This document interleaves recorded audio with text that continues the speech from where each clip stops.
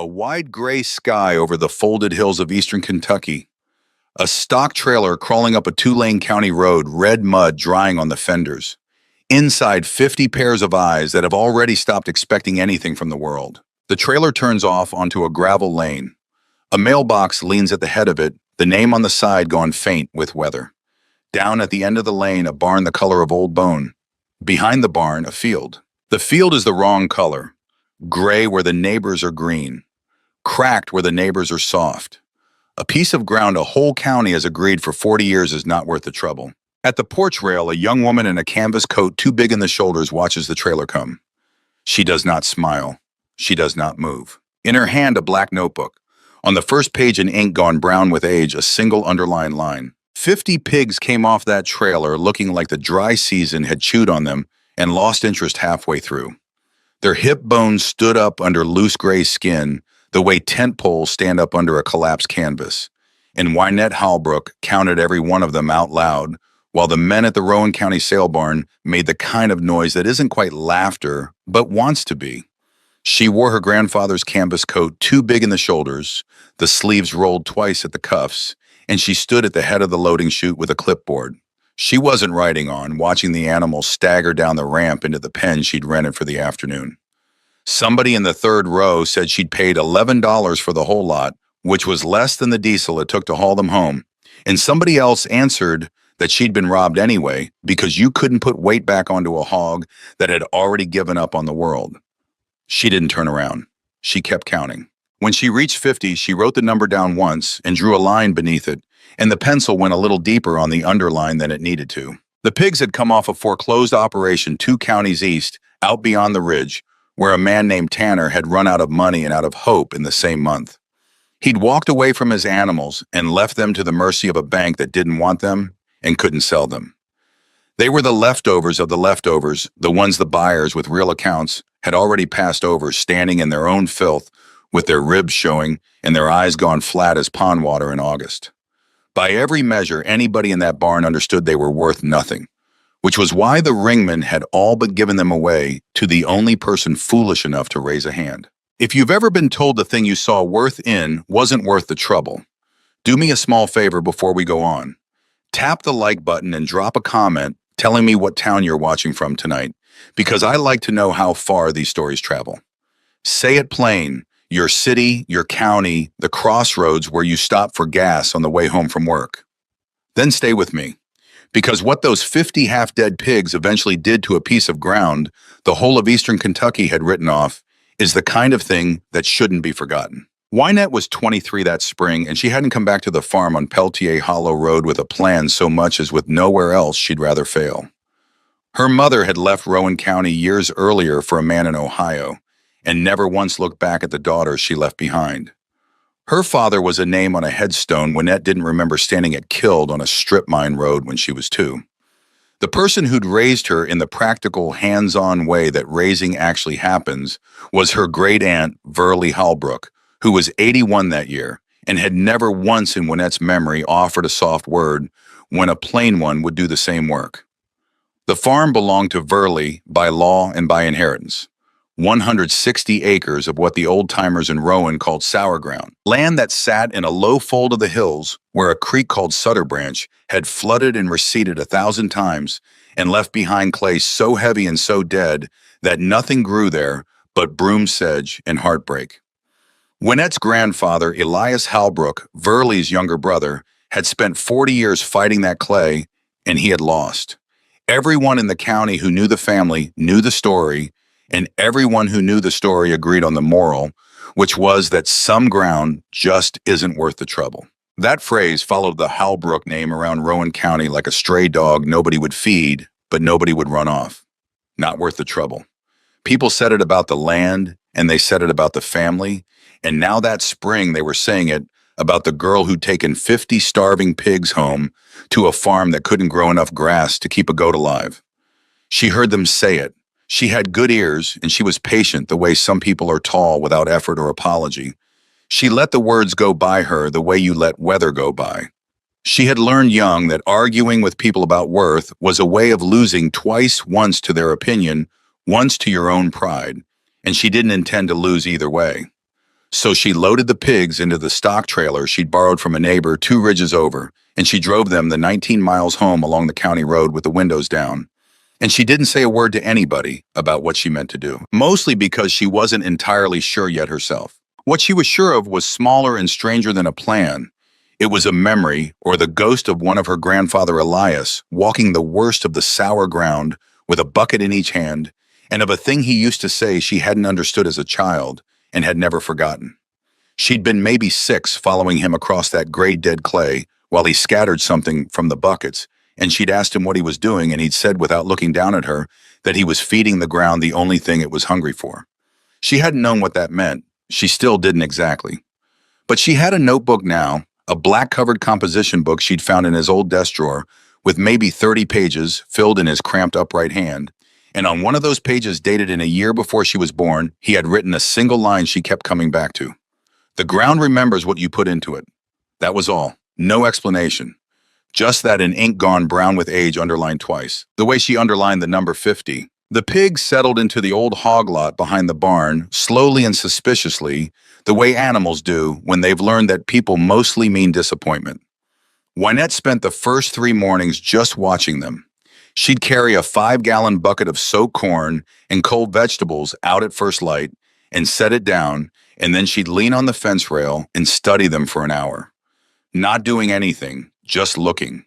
Learning which one limped and which one bullied, and which one a long-backed sow with a torn ear, held herself apart from the rest with a kind of ruined dignity Wynette recognized without needing to name. Verily watched Wynette watch the pigs.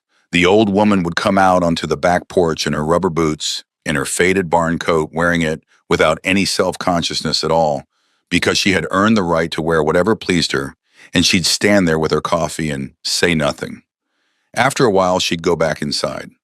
On the 4th morning, she came down off the porch and stood at the rail beside Wynette, and the two of them looked at the pigs together in silence, and finally Verly spoke. "You paid too much." Wynette answered without turning her head. "I know." Verly again flat and dry. "They'll die on you, half of them." Wynette, maybe. Verly nodded once like that was the correct answer and went back up to the house, and that was the longest conversation the two of them would have that whole first week. Half of them didn't die. That was the small thing that began to bend the story away from where everybody had it headed. Wynette had grown up on the collective wisdom of Rowan County, which held that a starved pig was a ruined pig, that you couldn't put good weight back onto a frame that had already lost its bloom, that the smart money called the poor doers and never looked back. Most of the men who'd laughed at her at the sale barn believed that wisdom because it had been true in their experience, which is the most dangerous kind of true, the kind that stops a man from looking again. Wynette looked again. She didn't rush the feed. She'd read in one of the extension pamphlets stacked in Elias's desk that a starved animal fed too rich too fast will founder and die, that the gut has to be woken up gently. And so she fed the pigs on a schedule she wrote in the black notebook and adjusted by hand a little more each week, watching their manure and their color and the way they moved. She kept them on deep bedding of old straw and spoiled hay she raked and turned and refreshed, and slowly across those first weeks, the bones began to sink back under the flesh. She had put by $1,700 from 3 years of waitressing over in Moorhead, and she had thought when she counted it out on her kitchen table that it would carry her deep into the summer. It carried her 4 days. Roy Castleberry ran the feed store out on the Millwright Road, and Roy Castleberry knew everybody's business because everybody's business came through his door in 50-pound bags. He was a heavy, kind, careful man in his late 50s who ran his counter on a mix of cash and credit that had held Rowan County farmers together through more than one bad year. Wynette walked into his store on the 5th morning after the sale, expecting to sign for hog mineral and shoat feed on the standing account her grandfather had kept there for 30 years. Roy looked at her a long moment across the counter. Then he looked down at his book, and then he looked back up.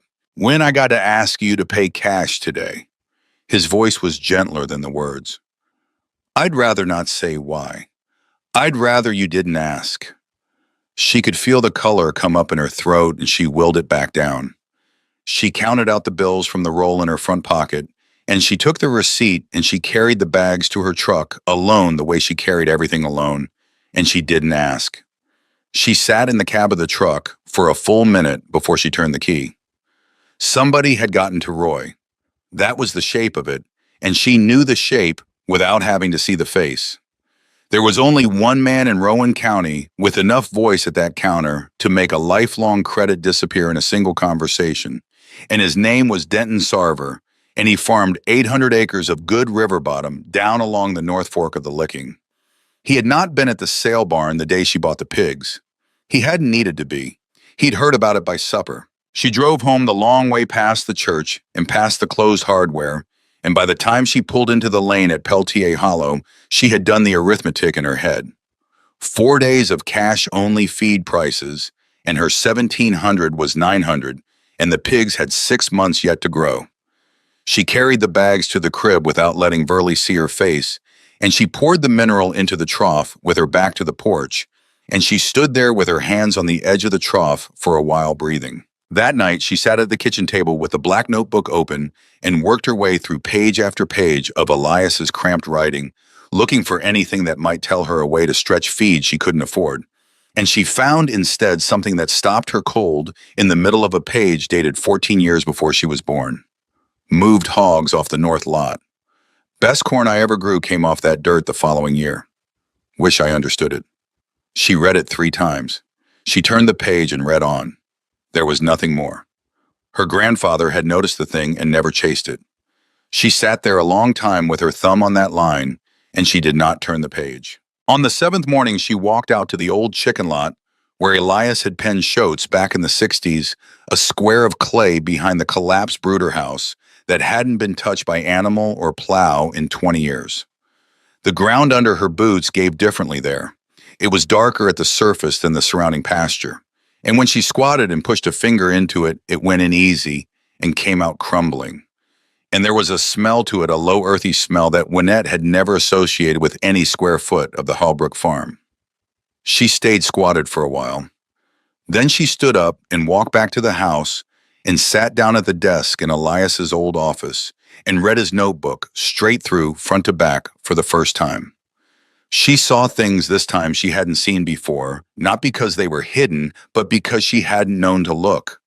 Small notes scattered across the years that added up to a pattern the man himself had never quite drawn. Manure spread on the west lot ground held moisture through July. Hogs on the ridge patch weeds came back thinner. He'd been circling something for 40 years without ever letting himself name it. She named it that night. She wrote it down in her own hand below his last entry, and her handwriting looked like a child's beside his. What the ground is hungry for is life.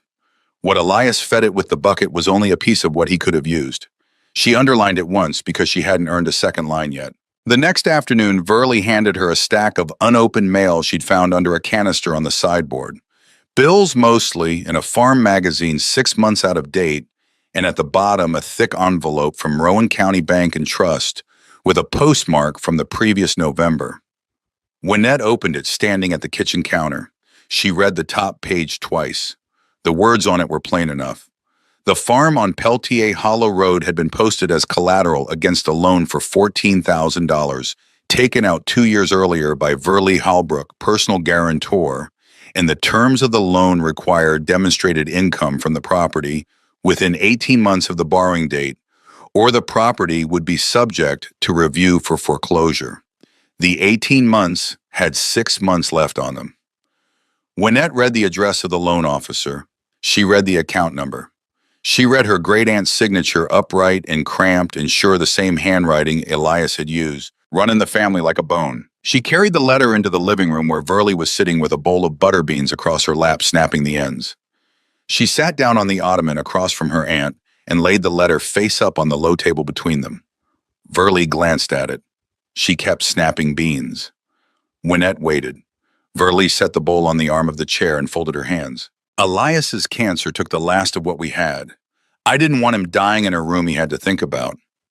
Her voice was level the way a shelf is level. The bank took the ground because the ground was all we had left worth taking. She looked up at Wynette then, and her eyes were dry and steady. You'd have come home anyway, girl. I didn't want it to be why. Wynette sat with her hands loose on her knees, and for a long moment there was no sound in the room but the small kitchen clock that had been ticking through 3 generations of Hallbrook silences. She wanted to say something sharp and could feel there wasn't a sharp thing that would do any work here. What she said instead came out in the voice of a woman who has been handed a weight and has decided to lift it. How much has to come out of the ground by October? Verlee, enough to make them believe it'll keep coming. She paused. More than we've ever pulled off it. Wynette nodded once. She picked up the letter, folded it back into the envelope, and carried it into Elias's office, where she laid it on the desk beside the black notebook, and where she sat down and started for the first time to write out something that looked like a plan. She did not sleep much that night.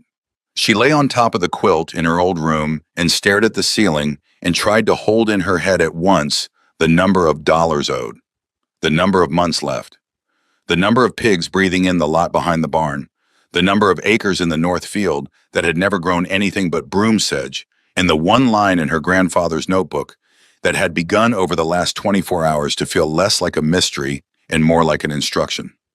Around 3 in the morning, she got up, went out to the porch in her socks with the notebook under her arm, and she wrote in a hand that was steadier than her mind the outline of what she meant to try. Movable pens, sections of cattle panels she could take apart and carry, leapfrog them across the worst of the sour ground plot by plot, and let the pigs do to it what she had already seen with her own eyes they had done to the old chicken lot without anybody meaning them to. She did not tell Verlee in the morning. She did not tell anyone. She drove out to Roy Castleberry's on Wednesday and bought 2 rolls of hog wire and 8 steel posts with cash. And she watched Roy write the ticket, and she watched his eyes flicker once toward the ledger. She was no longer signing, and she saw in his face something she hadn't expected, which was shame. He carried the wire to her truck himself without being asked. He set it in the bed with the care of a man setting down something borrowed from a neighbor, and when he straightened, he stood there with one hand on the tailgate choosing his words. "When? There's talk." She waited. Roy looked past her out toward the road. "Denton's been at the counter. He says your granddaddy's ground won't come no matter what you do to it. Says the whole thing's a foolishness. Says he'd hate to see you sink the last of your aunt's money into it." A pause. "That's the shape of it." Wynette let the shape settle. Then she spoke, and her voice had no heat in it, only clarity, and Roy would remember it years later as the first time he thought maybe the girl saw a thing the rest of them didn't. "Denton doesn't lose anything by being wrong, Roy, and neither do you. But I'd take it as a kindness if I could keep signing on the account my grandfather kept with you for 30 years. Roy looked at her a long moment. He looked at the wire in the truck bed. He looked at her hands, which were her grandfather's hands, and he said, "I'll think on it." She nodded, and she got in the truck, and she drove home without looking back at the store. He watched her go with a feeling in his chest he couldn't name. She built the first movable pen alone across 3 afternoons. She used salvaged lumber from a collapsed corn crib behind the barn and the cattle panels she'd bought at Roy's, and she cut and drove the post by hand with a maul that had been her grandfather's. And by the 3rd evening, her hands inside his old work gloves were blistered raw across the pads. She set the pen on the highest, deadest corner of the north field, the corner where Elias had written in the notebook. In a hand she now understood was tired that broom sedge grew and nothing else. It was 40 feet on the side. It looked absurdly small against the acreage around it. She stood at the gate with her hands on the top rail and looked at the square of nothing she had fenced off, and she thought about how far a woman could carry a plan 1 square at a time. She moved the pigs into it at first light on a Wednesday. She led them across the barnyard with a bucket of soaked corn and the long-back sow with the torn ear, followed her first moving with the kind of ruined dignity that had marked her from the beginning. Wynette had taken to calling that sow Almira after nobody in particular, only because a creature that stubborn deserved a name. Behind Almira, the rest of the herd came in a loose gray wave ribs, less prominent now than they had been 3 weeks earlier, but still readable under the skin. They spilled into the pen and dropped their noses into the ground before Wynette had the gate closed behind them, and inside of an hour they had begun to root, and inside of a day they had begun to change the color of the dirt underneath their feet. Verlee came down off the porch on the 4th evening. She stood at the fence rail beside Wynette, both of them looking at the churned-up mess, where before there had been only packed gray clay, hard as a county road. Verley was quiet for a long time.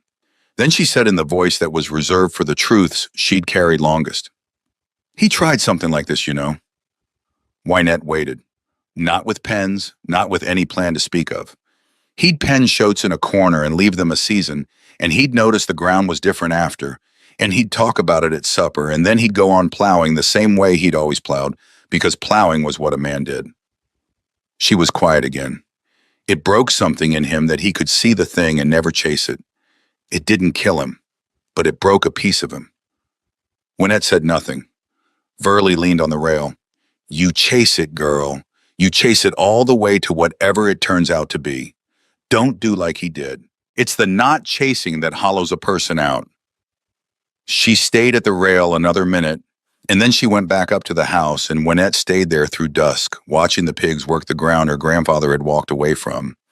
And she felt for the first time since the sale barn that she was inside a story with a shape to it, and that the shape had been drawn a long time before she'd arrived to walk it. That night, she wrote in the notebook. She wrote out the arithmetic of the pens, how many she would need to build across the north field to work the whole of the sour ground. Once, how long it would take her to move them. How many days each square would need to rest before she could plan into it. She wrote the numbers small and clean. She wrote the schedule of feed against the diminishing cash. She wrote at the bottom of the page the deadline in October when the bank would come looking for a demonstrated income. She underlined that once, and then below it in a hand, a little unsteady, she wrote her grandfather's line for the second time in her own hand. "The ground remembers what you put into it." And she added beneath it the piece she was beginning to believe herself. "It remembers, and it can be taught." The talk at Roy Castleberry's went on. Wynette could hear it whether she stood in the store or not, because talk in a county like Rowan doesn't need a listener. It only needs a room. Denton Sarver held forth from the counter on a Saturday morning with half a dozen men listening, and what he said got back to Wynette inside a day the way such things did. He said the Hallbrook girl was going to spend a whole summer of work and a whole herd of hogs, and at the end of it, she was going to have exactly what her granddaddy had, which was a field of nothing and a name for being a fool. He said some ground wouldn't come no matter what you did to it, and that ground on Peltier Hollow wouldn't come, and he'd tell any man there right now it wouldn't come, and they could hold him to it. The men laughed the way men laugh at a story that lets them off the hook for their own imagination, and somebody wrote it in the margin of the county the way men do. Denton Sarver went home satisfied that he had spoken the plain truth which he believed, and which was the exact opposite of what was about to happen. The next thing Denton did was harder to see because he did it quietly. He drove over to the Rowan County Extension Office on a Tuesday morning and told the field agent there, a careful young man named Halvard Coombs, that there was a woman up on Peltier Hollow running unlicensed livestock in close proximity to Sutter Branch, that the runoff was fouling the creek, that it was a matter he thought the county should look into before somebody's cattle downstream got sick. Halvard Coombs had grown up 2 hollows over from the Halbrooks and knew the family the way you knew families in a place like Rowan by long report and short encounter. But a complaint was a complaint, and the office had rules about following up. And by Thursday afternoon, Halvard's county truck was rolling up Wynette's lane with a clipboard on the passenger seat. She met him at the gate. She wore the canvas coat and her grandfather's gloves, and she had straw in her hair from turning bedding. And when he told her the reason for the visit, she did not flinch, because flinching wasn't a movement she made. She only nodded once and said, "I'll show you all of it. Every foot." She walked him through the barn and past the old lot and out into the north field to where the movable pen sat with its pigs, and she walked him along Sutter Branch for a full quarter-mile up and down, and she showed him the deep bedding she was raking and turning, and the way the manure was being trampled into the clay and staying there, and the distance she had marked off between her pens and the water. She did not argue. She did not explain more than she had to. She let him look. Halvard Coombs was a young man who took his work seriously, and he had come out expecting to write a citation, and by the time he had walked the creek with her, he was writing something else. He wrote "no violation" on the top line of his form, and he signed it, and he handed her the carbon copy. Then at the tailgate of his truck, with his hand on the door and his voice low, he said something that wasn't on the form. "He's the one who called Wynn. I don't have to tell you that, but I'm going to. Denton Sarver. He'll try again. Men like him don't lose one round and go home. They try until they find the thing that sticks." He looked at her a moment. I'd rather be the one who writes no violation than the one who writes yes. But if he finds a real inspector at the state office who owes him a favor, that's a different day. Watch yourself. He got in the truck. He didn't wait for her to answer. He drove out down the lane the way a man drives who has done what he could and knows it wasn't much. And Wynette stood at the gate with the pink carbon in her hand and watched his dust settle, and she understood something new about the shape of the fight she was in. It wasn't going to end. That was the shape of it. It was going to go on until either Denton Sarver or the ground on Peltier Hollow Road broke first, and only one of the two of them could bend. She stood at the rail of the movable pen that evening after supper, and she watched Elmira root at the far corner where the wire met the salvaged wood. And she thought about her grandfather's line, and she thought about Verley's kitchen clock, and she thought about the number written on the letter in Elias's office. $14,000. 6 months. 50 pigs, which was 46 now, and a north field that had never in living memory made a crop. She did not feel afraid. That was the strangest thing about the moment, and she would remember it years later as the moment the fear left her for good and never fully came back. What she felt instead was the particular clarity that comes to a person who has finally understood that the thing everyone told her was impossible was also the only thing worth trying, and that the trying itself, whether it came out or didn't, was the answer to a question she had been carrying since her grandfather died. She turned and walked back up to the house through the last blue light of the evening, and Verley was on the porch in her chair with her hands folded and her eyes on the field, and she looked up as Wynette came up the steps, and she said quiet, "You building another pen tomorrow?" Wynette nodded. Verley nodded back. "I'll boil the coffee early then." And that was the whole of the conversation. Wynette went inside to wash the day off her hands, and Verley sat on the porch a while longer with her eyes on the north field, where the pigs had begun one square at a time to teach a piece of ground that had forgotten how to be fed what it was hungry for. And behind her in the house, the black notebook lay open on the kitchen table, to a page where a young woman's handwriting sat below an old man's, and both hands had underlined the same line. She woke before dawn on the 5th morning of that first pen, and she went out with a bucket in each hand, the way her grandfather had gone out, and she scattered soaked corn along the far side of the fence to draw the pigs toward the second pen she'd already staked out in the adjoining square. She'd built it across 2 evenings after the extension visit, moving faster, now that her hands knew the work, and she was ready to open the gate between the pens the way she had drawn it in the notebook. She swung it open. The pigs came through in a loose flow, with Elmira at their head, and Wynette stood back and watched them cross into the new square. And she felt standing there in the cold morning, with her breath white in front of her, the smallest possible click of a plan meeting the world and finding it hospitable. It was a small click. It would have to compound. She spent the rest of that day taking apart the first pen behind them and carrying the panels and posts across the churned black square the pigs had left behind, and setting them ready for the third pen she would build against the second square in a week's time. The churned square she left uncovered to the sun and the wind for a day, and then she raked spoiled hay across it and let it rest. She did not plant into it. Not yet. She had told herself from the beginning she was not going to rush a single square, and she meant it.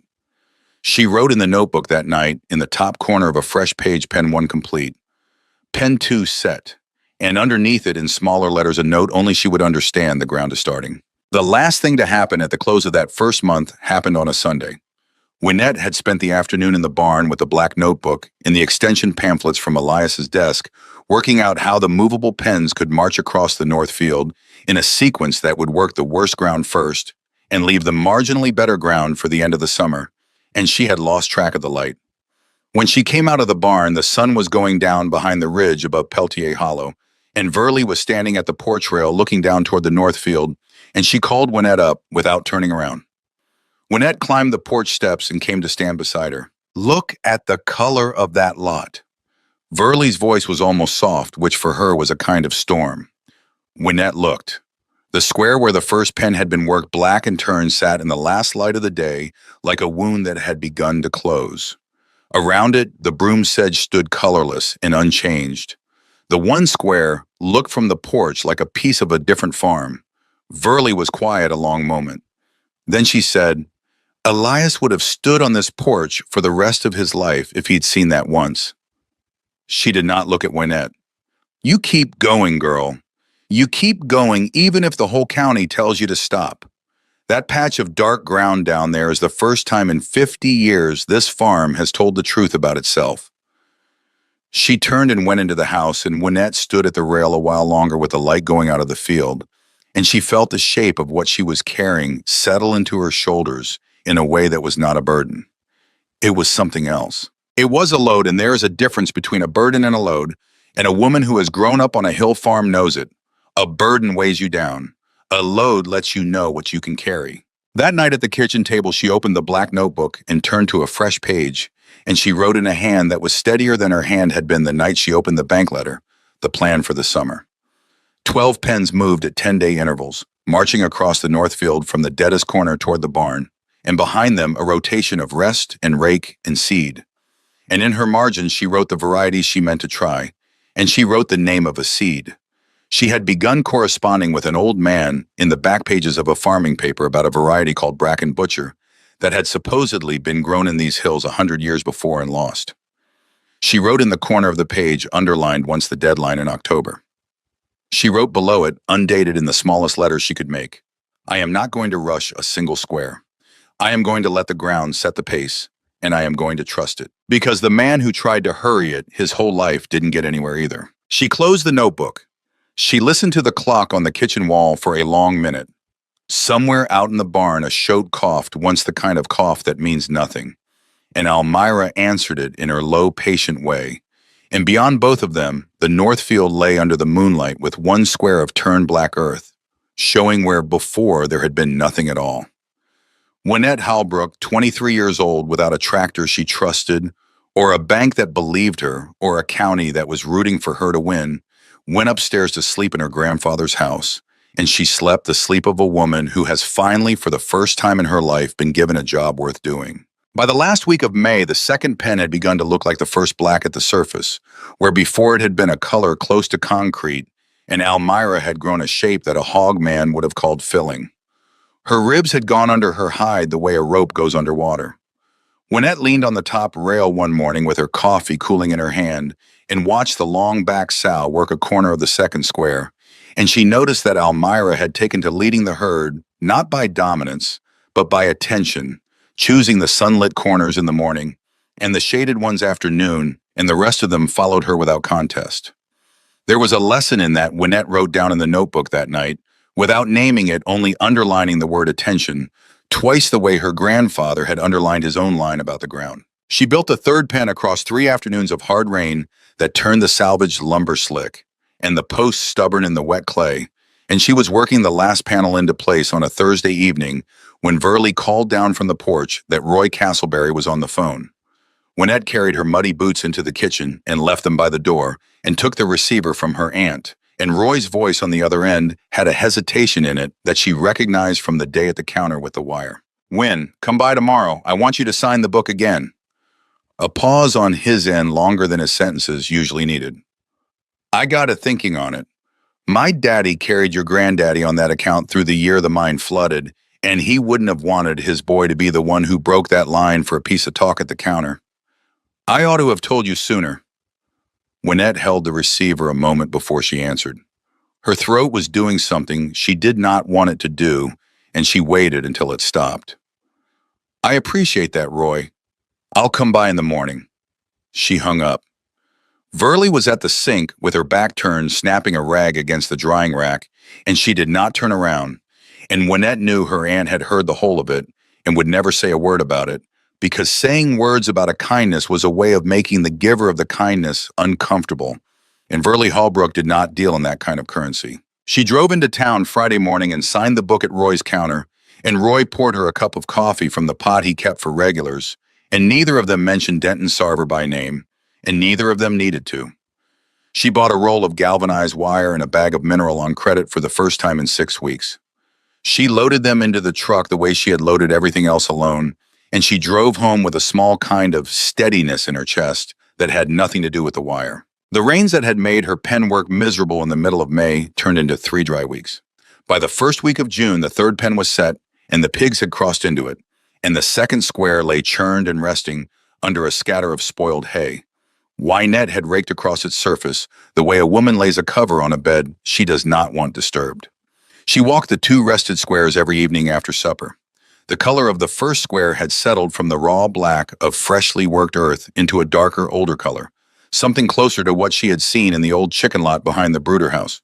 She pushed her finger into it in three different corners on the 3rd of June, and each time the finger went in easy to the second knuckle, and each time it came out with a smell rising off the clay that she could only describe to herself in the notebook as living. She wrote on that page a line that would stay with her afterward as one of the truer things she ever put down.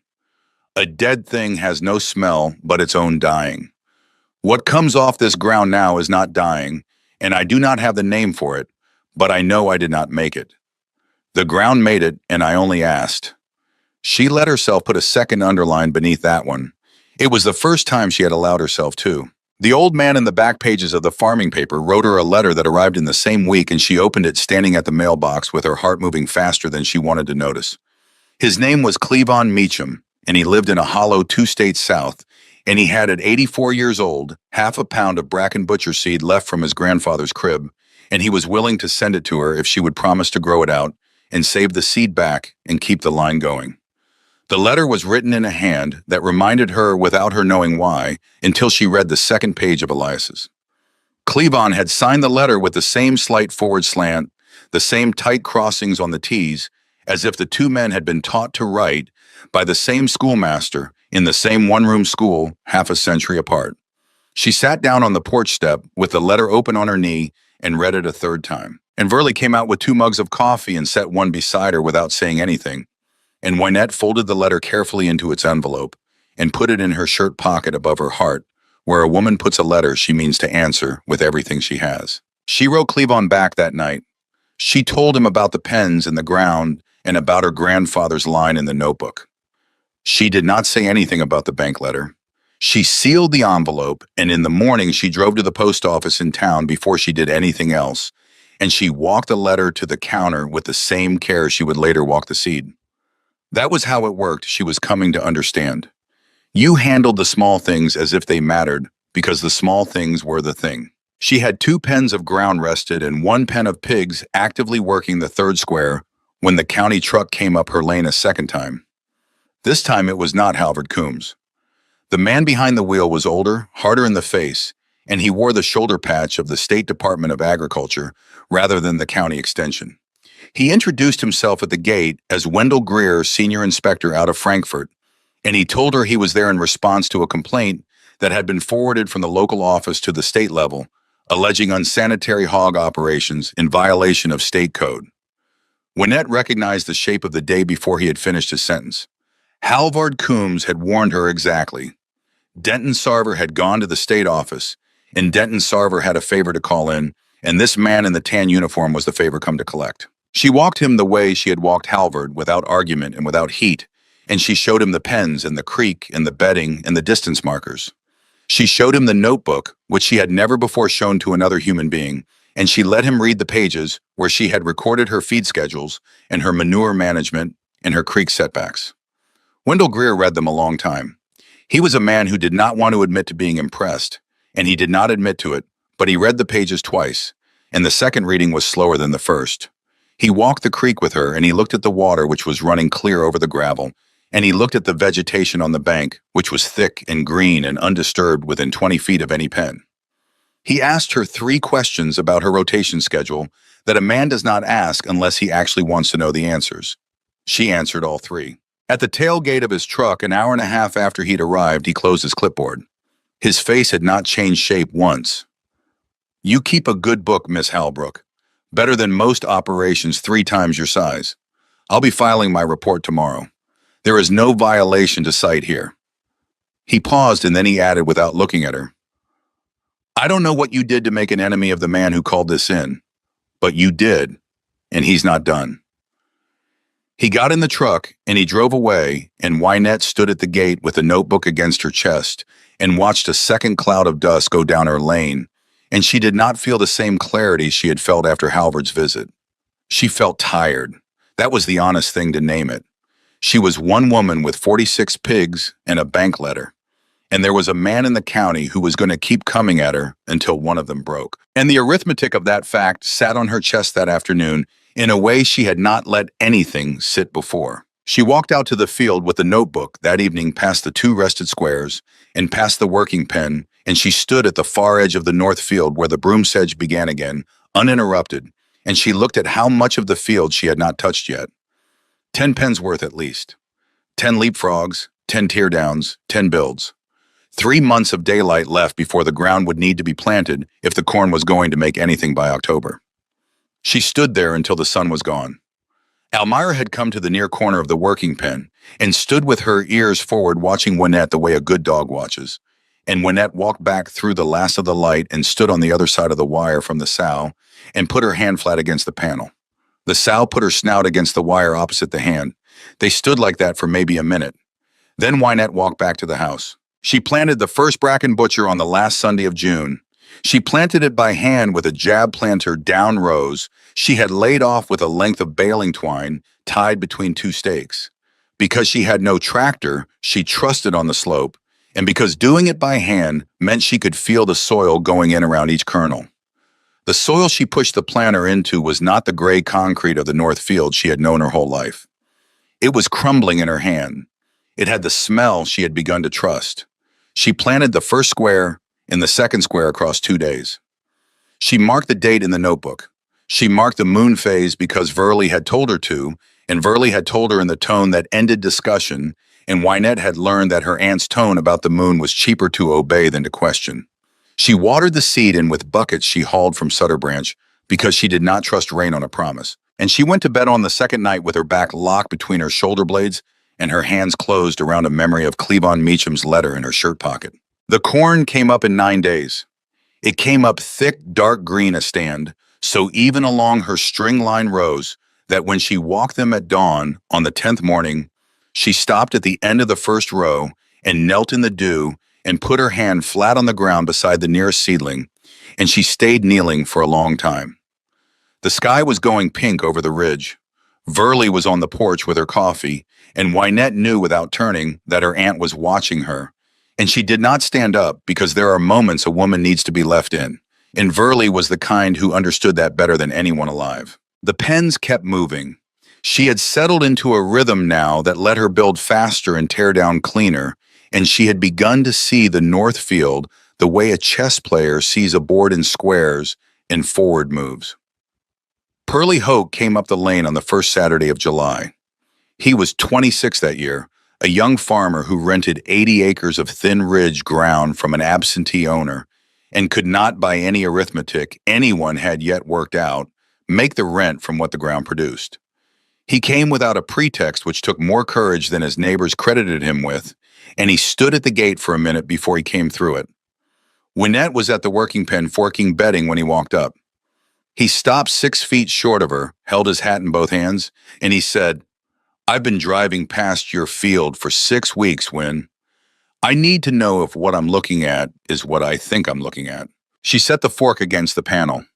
She looked at him a long moment the way she looked at everything.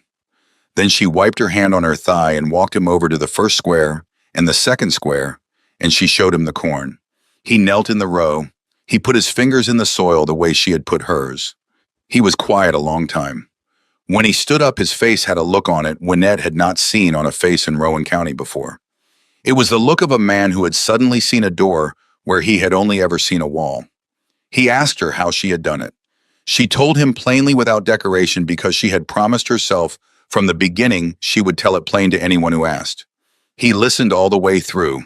When she was done, he said, "Teach me." She looked at him. She said, "I can't teach you fast." He said, "I don't need fast. I need it to work." That was the right answer. And Wynette had come to trust that people who gave the right answers to the small questions could be trusted with the larger ones. She told him to come back in the spring with whatever hogs he could get cheap, and she would show him how to build the pens and move them, and she would give him seed. She did not charge him anything. Verley had told her years back in the tone that ended discussion that knowledge you were given free, you were bound to pass free. Verley had gotten that from Elias. Elias had gotten it from someone whose name was lost. It went back through the ground of the family the way everything did. Pearlie Hoke drove home that afternoon a different man than the one who had come up the lane, and by Monday half, the county knew he had been to Peltier Hollow because Pearlie Hoke could not sit on a thing that had lit him up. The rain came on the 14th of July. It came at dusk, a low black bank of cloud walking up the valley from the west, with the kind of stillness in front of it that hill people learn young to fear. Wynette was at the barn when the first drops hit, and she stood at the open door and watched the color of the sky change over the ridge above Peltier Hollow, and she felt the temperature drop maybe 15 degrees in the space of 2 minutes, and she knew what was coming before the wind arrived. She ran across the barnyard through the first hard sheet of rain and checked the gate on the working pen, and she pulled a tarp across the corn crib, and she went inside the house long enough to tell Verley to stay put on the porch under the overhang, and then she went back out into it. The rain fell for 3 hours the way rain fell in the hills when it meant business. 4 inches by the gauge on the barn wall, though she would not know that until the morning.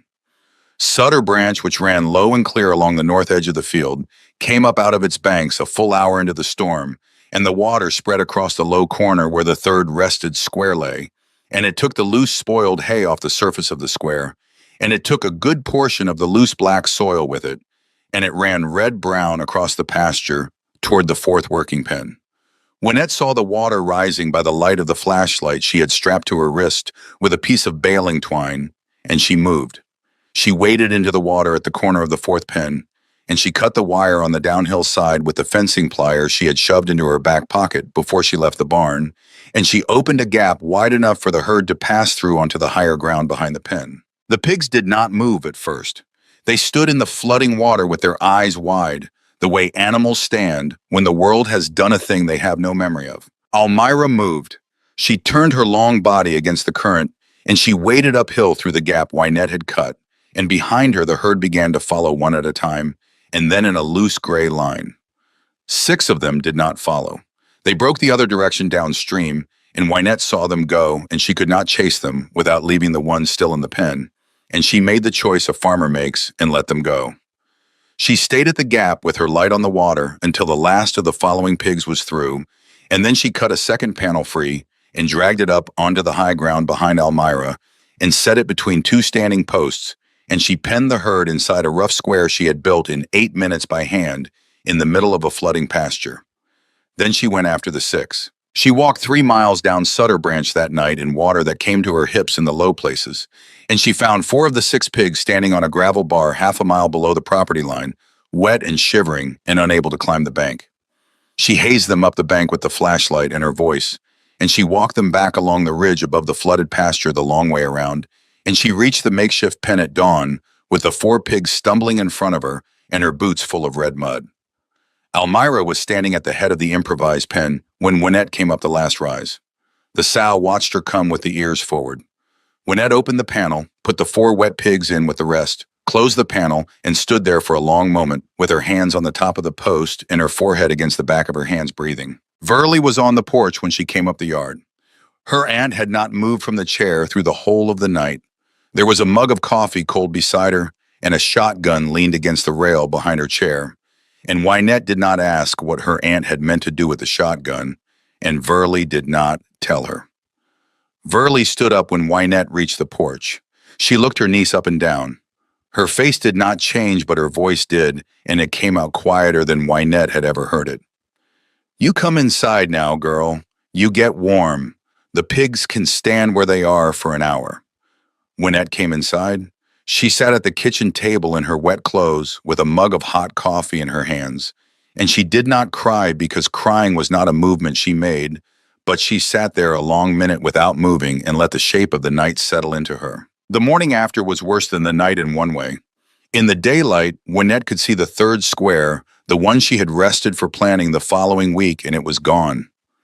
The surface she had built through weeks of hog work and raking had run down the slope in ribbons of red-brown clay and gathered at the fence line at the low corner. What remained on the square was the packed subsoil below the gray concrete she had been fighting since April, exposed again to the sun. She stood at the edge of the ruined square with a notebook under her arm, and she looked at it the way you look at a grave you have to dig. The first stand of Bracken Butcher was in the 2 squares above up the slope, and she walked to them next with her heart in a place she did not want to name. She reached the edge of the first stand. She stopped. The corn was standing. It was leaning, but it was standing. The rows had held. She walked between the rows in her wet boots, and she knelt at the third row, and she put her hand into the soil at the base of a plant, and the soil was soft and dark, and it had not run. 2 feet down the row, she pushed her hand deeper, and the water was still down there deep in the profile, right where the roots would find it in July. She stood up. She looked out across the north field toward the ruined third square, and she looked back at the standing corn, and she understood the thing that Denton Sarver would not understand for another 2 months. The ground that had been worked by the pigs had held. The ground that had not been worked yet had run. The whole of the north field, if she could get to it in time, would behave like the 2 squares behind her rather than like the one below. And the water in a dry summer would be down there in the profile deep, where the roots could find it when the rain stopped. The lesson had cost her 1 rested square and 6 pigs, 4 of which she had recovered, and it had almost cost her the herd, and it had cost her a night on her feet in the flood. But it had been given to her by the ground itself in the plainest possible language, and she was a woman who had learned to listen when the ground spoke. She wrote in the notebook that afternoon, sitting at the kitchen table with a fresh sheet in front of her, the entry that would become the one she read back to herself in the hardest weeks that came after. The flood took a square, and it took 2 pigs I couldn't find, and it took a night's sleep, and it gave me the proof I could not have bought. The pig-worked ground held, and the unworked ground ran, and now I know it, and now the ground knows I know. She underlined the second sentence once. She did not underline the first. The letter from Rowan County Bank and Trust came on the 17th of July. It was addressed to Verley Halbrook, and Verley brought it to the kitchen table with her mouth closed in a way that meant she had already read it. Wynette read it standing at the table. The bank had sold the note. It had been transferred to a private buyer effective the previous Monday, and all further correspondence regarding the loan should be directed to the new note holder. The name of the new note holder was Denton Sarver. Wynette sat down at the table with the letter flat in front of her and read it a second time to be sure she was reading it right.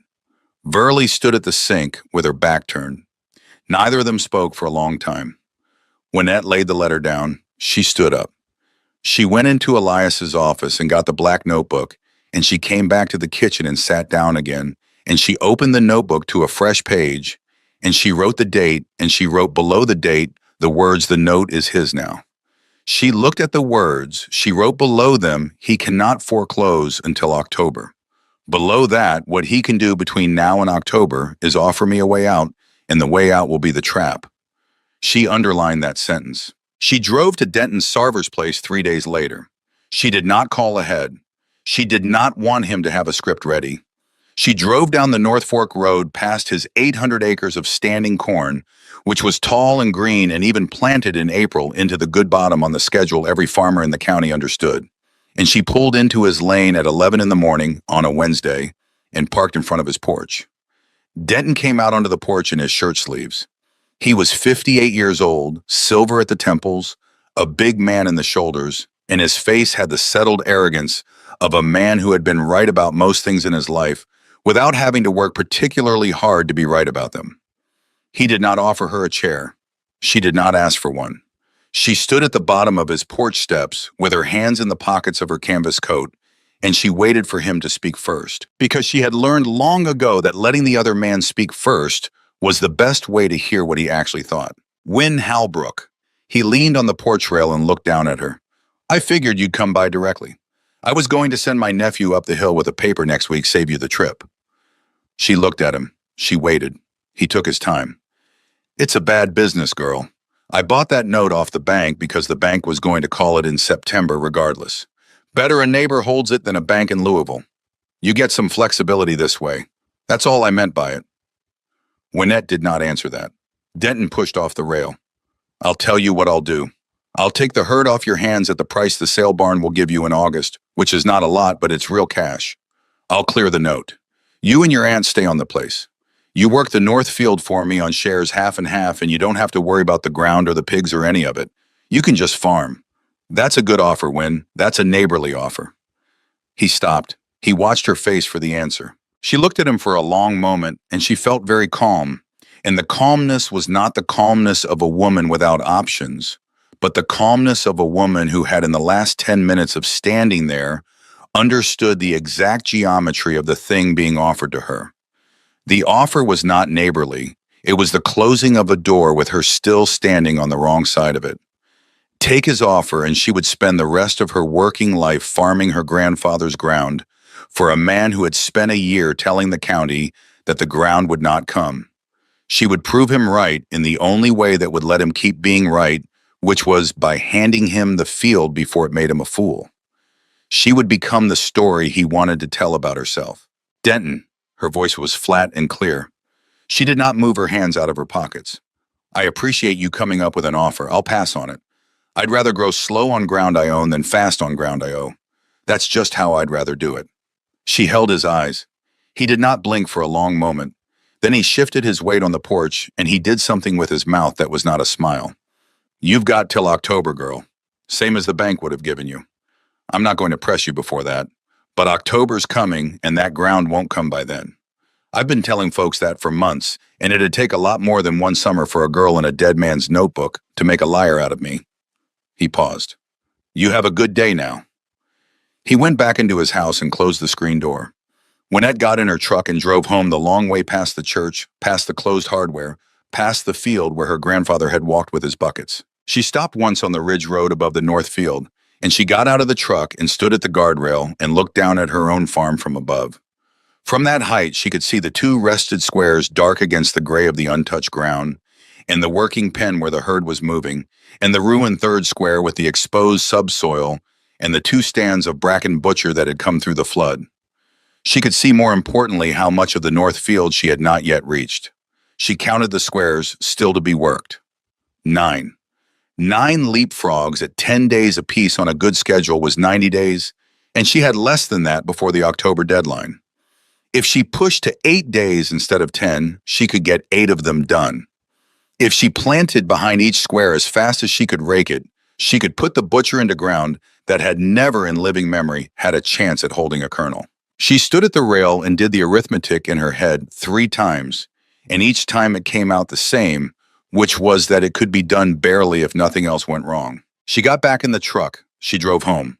She started building the 4th pen that afternoon. The 4th of July had come and gone during the week of the flood without her noticing it until Verley mentioned over supper on a Thursday that the town had held its parade the day before. Wynette had not gone to a Rowan County 4th of July parade since she was 12 years old, and she did not feel the absence of the one that year because there was no room in her chest for anything that was not the North Field. She worked through the last week of July at a pace that Pearlie Hoke, who had begun coming out on weekends to help without being asked, would describe years later at his own kitchen table to a room full of listeners as the pace of a woman who was arguing with a clock. She built 2 pens in 5 days that week. She moved the herd 3 times. She raked and covered and planted, and behind her the line of dark earth crept across the north field square by square. And behind the dark earth, the 2nd and 3rd stands of bracken butcher came up on a schedule Wynette wrote in the notebook to the hour. The rain that had emptied itself into Sutter Branch on the 14th of July was the last real rain of the summer. It stopped after that night, and it did not come back. Wynette walked out to the north field on the first day of August and stood at the edge of the standing corn, and she watched the leaves. She had learned from the extension pamphlets and from Verley and from her grandfather's notebook to watch the leaves of a corn plant in the middle of a hot day. If the leaves rolled tight into cylinders in the afternoon sun, the plant was under water stress. If the leaves stayed flat and open, the plant was finding what it needed. She stood there at 2 in the afternoon with the sun full on the field and the temperature 94 degrees. The leaves stayed flat and open. 2 miles away on the North Fork bottom, she knew without seeing it that Denton Sarver's 800 acres of April corn were rolling their leaves tight by mid-morning because the good bottom had gotten no more rain than the sour ground had, and the good bottom had not been fed by 2 months of hog work and had no organic matter to speak of holding water down where it mattered. The drought held. Every day it held was another day. Wynette's corn kept its lead over Denton's, and every day it held was another day the county went a little further into a summer of tightened belts. She heard about it from Roy Castleberry, who told her one Friday afternoon that farmers were coming into the store and buying half of what they usually bought and paying cash on half of that, and that a bad corn year was going to be a hard winter for Rowan County. Roy said it without looking at her, the way a man says a thing he doesn't quite know what to do with. Wynette said nothing. She paid for her mineral. She loaded it into the truck. She drove home with the shape of that hardness sitting in her chest beside her own arithmetic, because a woman who was about to make a great crop on the ground her neighbors had written off could not, if she was any kind of woman at all, take pure pleasure in a summer that was going to break her neighbors' backs. She stood at the porch rail on the last evening of the first week of August. Verley was in the chair behind her, quieter than usual. The sun was going down behind the ridge above Peltier Hollow, and the light was the long, low gold that turned the north field into something a painter would have refused to believe. Almira was in the seventh pen with the herd working the corner nearest the porch, and her belly had begun to swell in a way that told Wynette what she had suspected for 2 weeks, which was that the sow was carrying a litter, and that the litter had been made in the second pen sometime in early June by a young boar Wynette had kept back from the herd for exactly that purpose, and that Almira would farrow sometime around the end of September. Wynette had not written this in the notebook yet. She had held it the way a woman holds a thing that is too tender to name. Verley spoke behind her without moving from the chair. "You're going to get through October, girl. I want you to know I know it.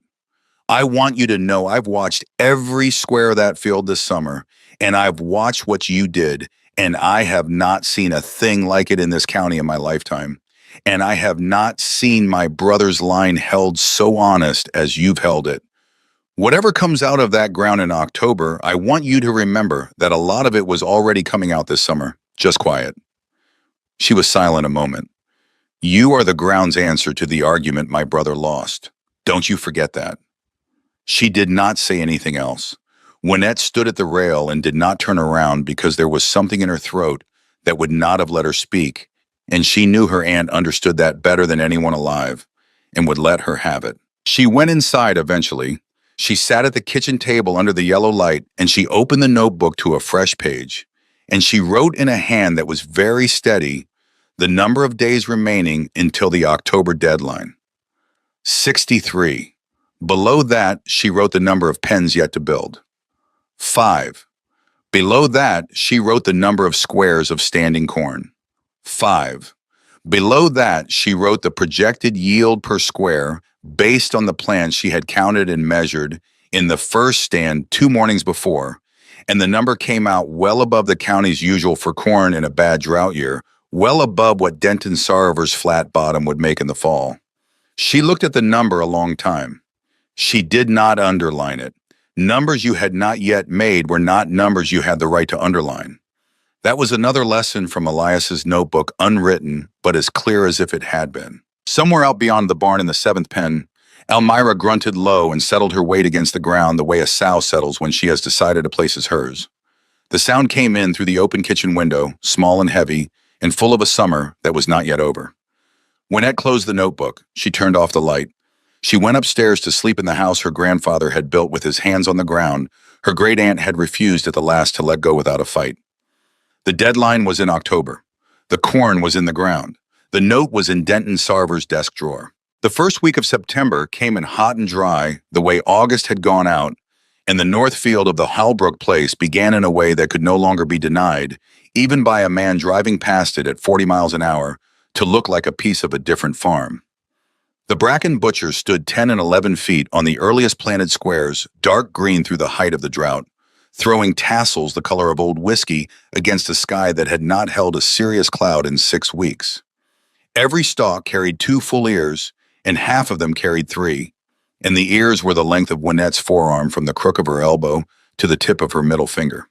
She walked the rows every morning at first light before the heat came up, and she counted and she noted, and she took the numbers back to the kitchen table, and the numbers stayed above what she had projected in the notebook in August. That was the most surprising thing.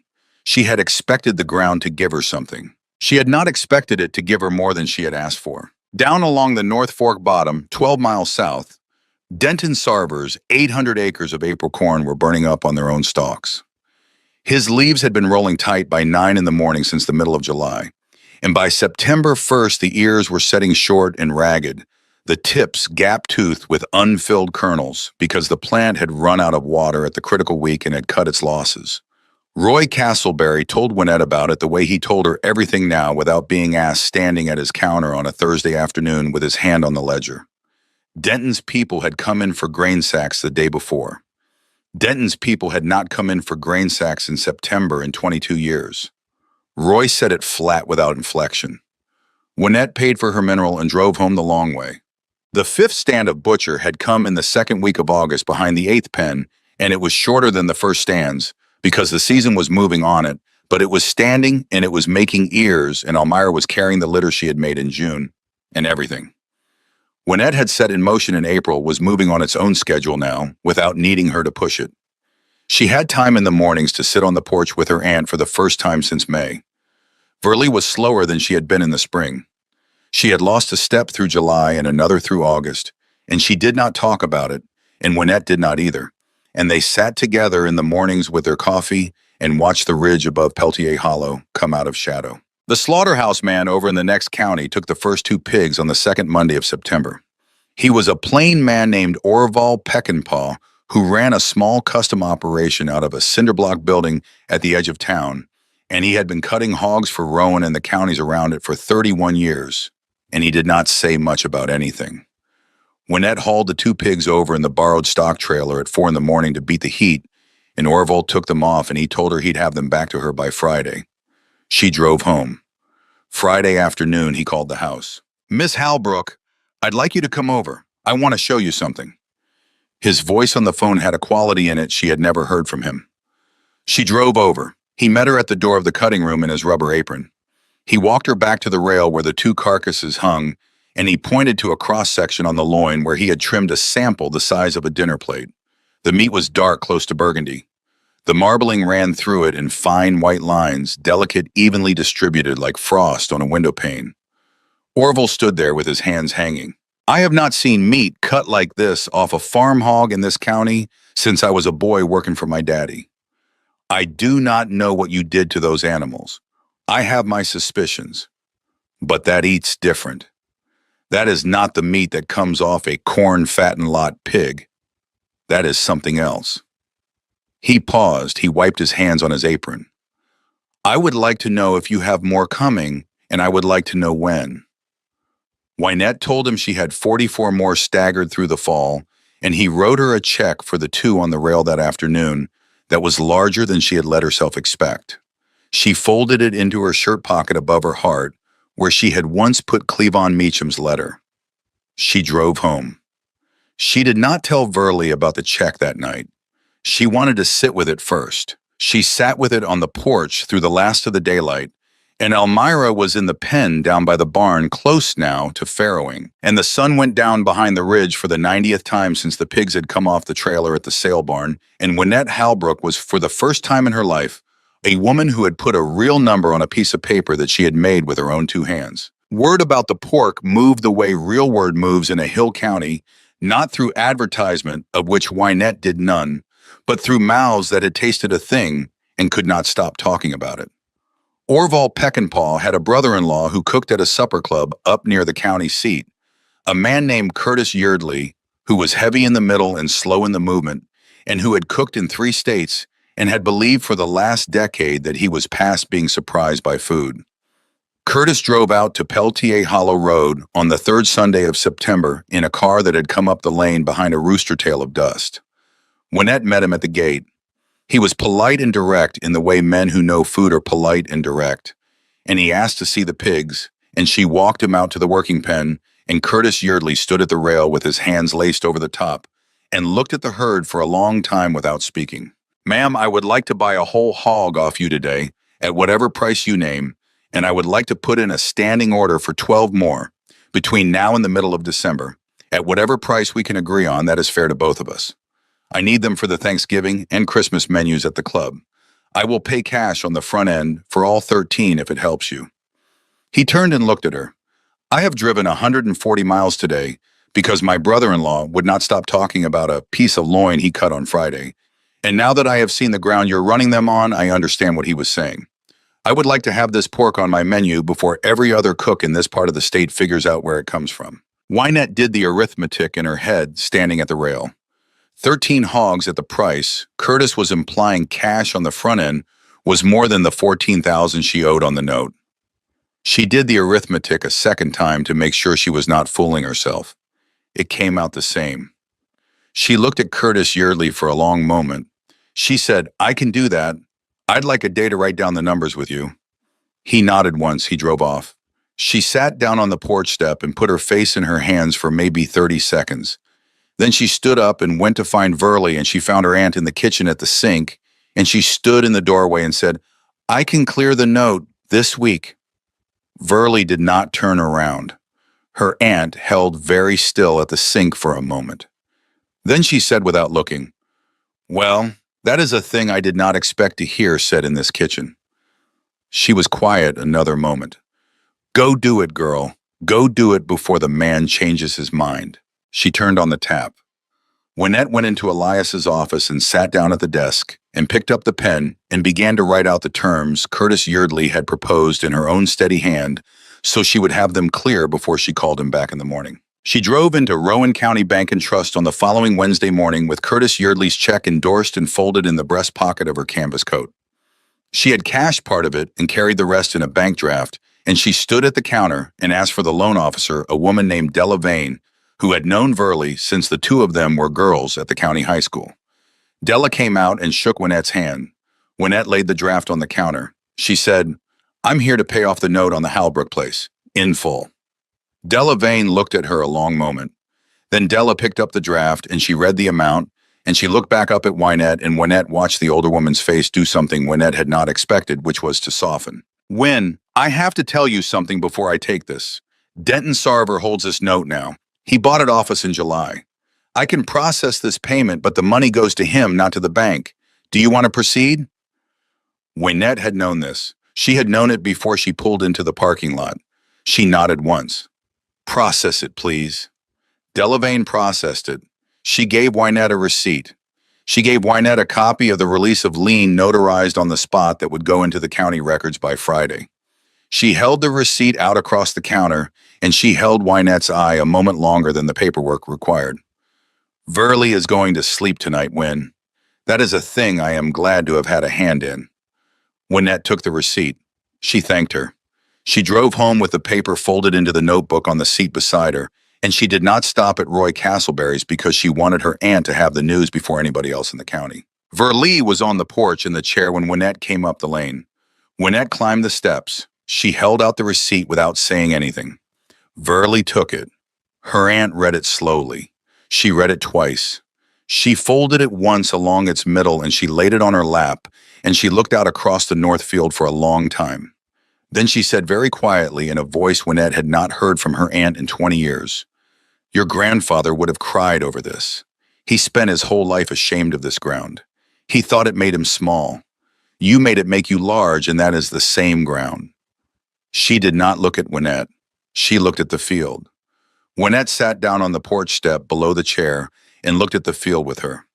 Neither of them said anything else for a while. There was nothing that needed saying that had not just been said. Word of the payoff reached Denton Sarver by Thursday afternoon. Roy Castleberry was Wynette's source on that which he told her the next time she came in for feed.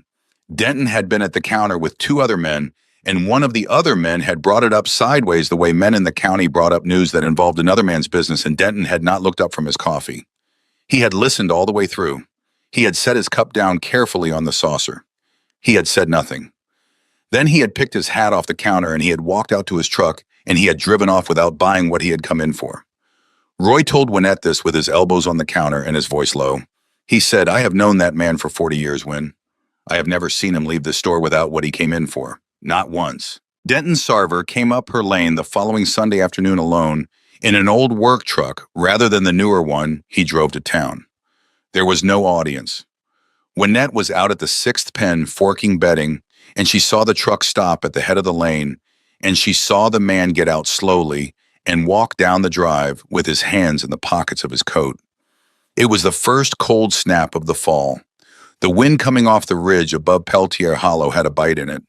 She kept forking bedding until he was 10 feet from her at the rail. Then she stopped, and she set the fork against the panel, and she waited. He did not lean on the rail.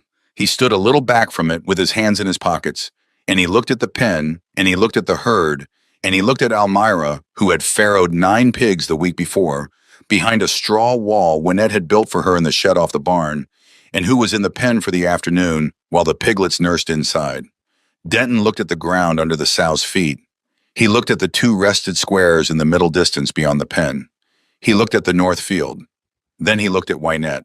I told the whole of Rowan County that your ground would not come.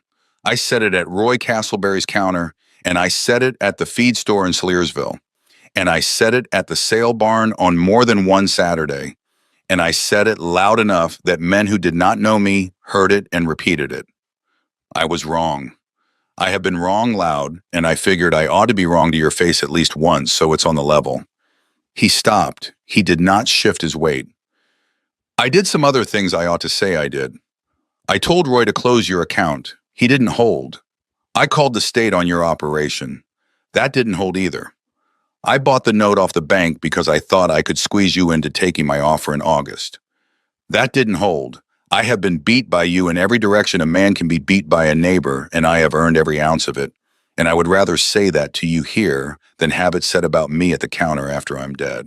Wynette listened all the way through. She did not gloat because gloating was not a movement she made, and because she had never once through the whole of the summer been in it to gloat. When he was done, she picked her fork back up. She said in a voice that had no heat in it and no forgiveness in it either, only clarity. Ground fools everybody, Denton, including the ones who work it their whole lives. My grandfather thought this ground was worthless. He was wrong too, and he lived out his life believing it, and that cost him more than being wrong loud in a store ever cost you. I do not hold a grudge against a man for being wrong. I hold it against him for what he does when he finds out. She looked at him. You came up my lane alone. That's what a man does when he finds out. So we're square, as far as I'm concerned. He nodded once. He looked at the ground. He looked back up. I would like to buy seed off you this spring. Bracken Butcher if you'll sell it to a man who talked the way I talked. Wynette looked at him. She said, I sell it to everybody at the same price, and I don't remember who talked. Come by in April. She turned back to the bedding. Denton Sarver stood at the rail another moment. Then he walked back up the lane the way he had come alone, and he got in his old truck and he drove off, and Wynette did not watch him go, and she never spoke of that visit to another human being in Rowan County for the rest of her life. He did tell people. That was the thing that mattered, and it was the part he did without being asked. He was a man of standing in the county 800 acres in 4 decades. And when a man of that weight stands at the feed store counter on a Tuesday morning and says out loud that he was wrong about the Halbrook girl, and that he is buying her seed in the spring, and that he means to try what she tried on the corner of his own bottom, that has never done what the rest of it does. The county's opinion turns the way a field of wheat turns in the wind, all at once in one direction. By the middle of October, Wynette had 4 more farmers on her back porch, asking questions she was patient enough to answer. She turned nobody away. She wrote every buyer's name in the notebook, and she charged a fair price and not a penny more, because Verley had told her in the tone that ended discussion that a fair price made a customer and a high price made an enemy. And Verley's tone about a price was cheaper to obey than to question. She harvested the butcher across the second half of October by hand over 3 weeks, filling the old corn crib she had rebuilt with salvaged boards from the collapsed pig house, and then filling grain sacks she stacked in the barn. She weighed as she went. She wrote the numbers in the notebook in the top corner of a fresh page, and the numbers when she added them at the end were the kind of numbers that would make Roy Castleberry set down whatever he was holding and ask her to say them again. She said them once, plain standing at his counter on the last Thursday of October with a receipt from the grain sale in her hand. Roy set down the bag he was holding. He said, "Say that again." She said it again. 2 other men were in the store, and both of them stopped talking. One of them was Pearlie Hoke. Pearlie Hoke did not say anything at the counter. He waited for Wynette to finish her business with Roy. He walked out to the parking lot with her. He stood by her truck with his hands in his pockets, and he said, "Off the ground on Peltier Hollow." She said, "Off the north field, the Sour Corner." He was quiet a moment. Then he said, "I have been driving past that field twice a week since the 4th of July win. I want you to know that. I have been checking it every trip because I did not fully believe it until this morning when I heard you say the number. I believe it now. He took a breath. I still want to learn. In the spring, I will come with whatever I have. She nodded. She said, "You come. I'll show you what I've got." He drove off. She drove home. She sat down at the kitchen table that night and turned to a fresh page in the notebook and wrote in the top corner the harvest total across the 5 stands. She drew a line under it. That was the ceremony, such as it was. Verley was failing across November. She had held herself upright through the drought and through the harvest by an act of will. Wynette could see plainly now that it was no longer being sustained. Her aunt slept longer into the mornings. She was slower going down the porch steps she had gone down without thinking for 60 years. She held the rail with both hands on the way to the mailbox. She did not talk about any of it, and Wynette did not either. What they did instead was work near each other in the kitchen at the end of October, shelling the seed corn Wynette had held back from the harvest, twisting the kernels off the best ears into a dishpan under the yellow ceiling light. Verley held one of the big golden ears up to the lamp on a Tuesday night and turned it in her spotted hands and looked at it a long time. Elias would have wept in this kitchen, girl. If he had seen this ear come off his ground, he would not have known what to do with himself. She set the ear down carefully in the pan. He spent every year of his working life trying to make this dirt do a thing it would not do for him. He never once considered that the thing to be done was not to make the ground do something, but to let it. That was the piece that broke him. He kept trying to make it. You let it. That is the whole distance between you and him, and it is not a small distance. She went back to shelling. Wynette kept her eyes down on the pan because there are moments a woman needs to be let have alone, and Verley Halbrook understood that better than anyone alive and let her have it. They shelled corn together 3 more evenings across November. On the 4th of those evenings, Verley set down an unshelled ear halfway through the pan and looked across the table at Wynette and said in a voice that was very steady, "I am going to be tired for a while, girl. I do not want you to make anything of it. I want you to keep working the way you have been working. That is the thing that will let me rest easy, and I have earned some rest, and I mean to take it." Wynette looked at her aunt. She said quietly, "All right, Aunt Verley." Verley nodded once. She went to bed early that night. She did not come down the stair the next morning until the sun had cleared the ridge. Wynette kept working. She built the 11th pen against the far side of the north field in the last cold week of November, and she moved the herd into it. And she began the 12th pen in the second week of December. And behind her, the whole of the north field lay dark and rested with the frost breaking the surface into a lace of crystals in the morning that melted by noon. Elmira's fall litter of 9 had grown into a row of healthy, dark, hard-boned shoats, and Wynette had already promised 3 of them by name to Curtis Yeardley for spring delivery, and the standing order from the supper club had extended into February and then into April. She had begun to correspond with 2 other cooks, one in Lexington and one in Ashland, who had heard about the pork from Curtis and wanted to know if she would ship. She had told both of them she would not ship because she did not have the trailer and did not want the trailer, but that they were welcome to drive out. She got up on the morning of December 17th to find Verley had not come down for her coffee. She went upstairs. Her aunt was in her bed with the quilt drawn up neat to her collarbone and her hands folded on top of the quilt, and her aunt had gone in her sleep sometime in the small hours quietly, without calling out, in the room she had been born in, on the farm she had held together. Longer than most people had held together anything. And Wynette stood in the doorway with her hand on the frame for a long moment, and then she went in and sat down on the edge of the bed, and she took her aunt's hand in both of hers, and she sat like that until the sun came up over the ridge above Peltier Hollow and touched the wallpaper on the far side of the room. The lawyer came to the kitchen on a Tuesday in the last week of December to read the will. He was a thin man with wire glasses named Sherwood Bowles, who had drawn up wills for Halbrooks going back to before Wynette was born. He sat at the kitchen table with the papers in front of him. He read the legal language first in the neutral voice lawyers use for legal language. The farm went to Wynette free and clear, along with everything else Verley had owned, which was not much beyond the ground and the house and the notebook in Elias's desk. At the bottom of the will, Sherwood Bowles paused. He looked up over his glasses. Miss Halbrook, your aunt added a line here that has no legal force. I am obligated to read it because she asked me to. She wrote it in her own hand at the bottom of the page after we finished the formal document, and she asked me to read it aloud when the time came. He looked back down. His voice thickened slightly. The line reads, "She made the ground make her large. Give it to somebody who will do the same." He was silent a moment. Then he folded the papers and slid them across the table. "That is the end of it, Miss Halbrook. I am very sorry for your loss. Your aunt was a woman I admired for a long time." He shook her hand.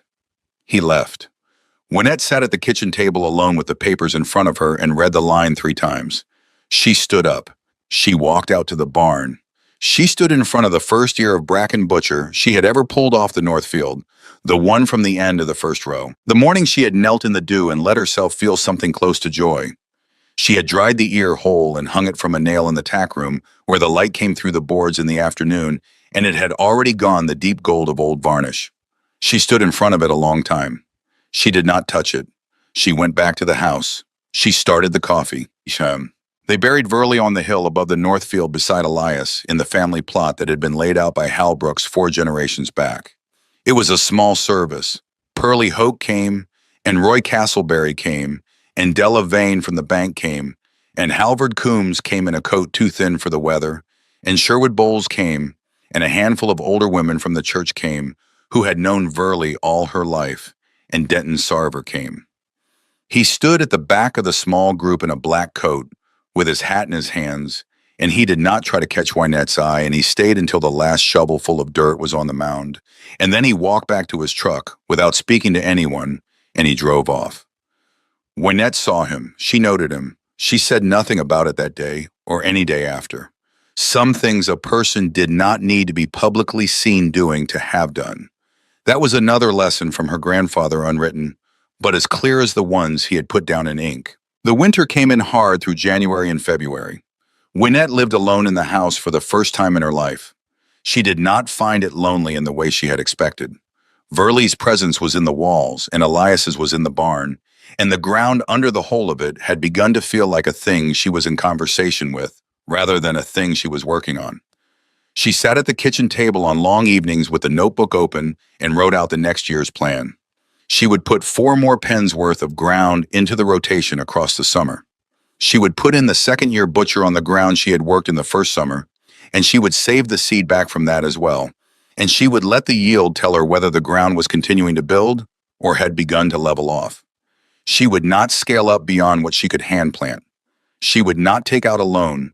She would let the demand pull the growth the way the corn had grown from the roots, fed by what was already there. Pearlie Hoke came in April with a stock trailer full of the sorriest 28 hogs Wynette had seen since her own first load bought cheap, at 3 sale barns across 2 counties, and he stood at her gate with his hat in his hands, and he said, "I am ready to learn." She walked him out to the north field. She showed him the frost-broken squares of dark ground all the way across the field. Now no broomsedge showing anywhere except at the far tree line, where she had not yet reached. She showed him the seed she had held back, the ears hung in the tack room in ordered lines. She showed him the notebook. She said, "You come 3 mornings a week for the whole of this summer, and you build every pen with me, and you do not skip a step. That is what it costs. I am not going to sell you shortcuts because there are none." Pearlie Hoke agreed. He held to it. By September, he was running his own pens on his own rented ridge ground. And by the following spring, he had bought that ridge ground with a small note his landlord carried. And by 3 years on, he had paid the note off with pork money. Denton Sarver came in April, also on his own foot up the lane the way he had come in November. And he bought seed at the price Wynette had set for everybody. And he did not haggle, and she did not remember out loud who had said what at the counter. And neither of them spoke of the note, or the state inspector, or the summer that had turned the county. He took his sack of seed back to his truck. He drove off. He put it in on the worst 40 of his 800 acres, the corner he had never made anything on, and he ran hogs on it across that first summer the way he had watched Wynette run hers, and in the fall his corner made a stand that put him in a better mood than the men at Roy Castleberry's counter had seen him in for years. He came by Wynette's place in November with a sack of the seed he had saved back and a small envelope with cash in it, and he laid the sack and the envelope on her porch step, and he tipped his hat and he drove off without saying anything. And the sack was seed for her spring stock, and the envelope was more than the seed had cost him. And Wynette put both of them in the barn and wrote the transaction down in the notebook and never spoke of it. Almira lived 9 more years. She threw litter after litter of strong, dark, hard-boned pigs that carried the ground of Peltier Hollow in them somehow. And the county came eventually to call any exceptionally good hog a Peltier pig, though most of the people who said it had forgotten why by the time Wynette turned 40. Almira died on a summer afternoon in a bed of clean straw in the shed off the barn in her sleep, and Wynette buried her on the edge of the north field where the first pen had been, and she did not mark the grave. She kept the black notebook going. She kept it going for the rest of her life, page after page after her grandfather's original 30. The record of a family's long argument with a piece of ground finally coming out on the side nobody had bet on. She wrote in it in a hand that grew over the decades to look less like her own and more like her grandfather's without her ever meaning it, to the way a person's face comes to resemble the face of the parent whose life work they have taken up. She turned nobody away who came to learn. She sold seed at a fair price. She wrote every name. She was standing at the same rail years on an older woman by then, though not old, watching a new load of thin pigs come down a ramp into the lot behind the barn. Culls and poor doers she had bought cheap at a sale, where men who knew better still passed them by. Pearlie Hoke's boy, who worked for her now on Saturdays and had begun to learn the notebook the way Pearlie had learned it, asked her why she still bought the worst pigs anybody had when she could afford the best. She looked at the thin animals a long moment, the way she looked at everything, taking her time, letting the boy wait. Then she said the thing that closed the circle, the thing that was really the only thing she had ever known. Because the best pig can't teach you anything. It is the one everybody has given up on that shows you what you were too lazy to see. She counted the animals as they came down the ramp out loud the way she always had. When she reached the last one, she wrote the number in the notebook once and drew a line beneath it, and the pencil went a little deeper on the underline than it needed to. Behind her, the north field stood tall and dark and gold in the afternoon light, the best corn in the state that year. By the measure that had come to matter grown on ground, a whole county had once sworn was not worth the trouble. She did not say anything else about it because the ground had said it all already, and it had said it the only way that ever really convinces anybody, which is by simply quietly, year after year, turning out to be true. If this story reached something in you tonight, do me the kindness of sending it along to someone who has been told that the thing they saw worth in was not worth the trouble. Because they are the ones who most need to hear how this kind of thing tends to end. Down in the comments, tell me about a time you were underestimated and turned out right, or about a piece of ground, or a person, or a dream that somebody wrote off too soon. I read every one of them, and I mean that plainly. Tell me the town you are watching from, your county, your crossroads, the corner of the country where these stories seem to find the people who need them, no matter how far out they live. I like knowing the map of where they land. Stay patient with your own sour ground. It remembers what you put into it, and it can be taught.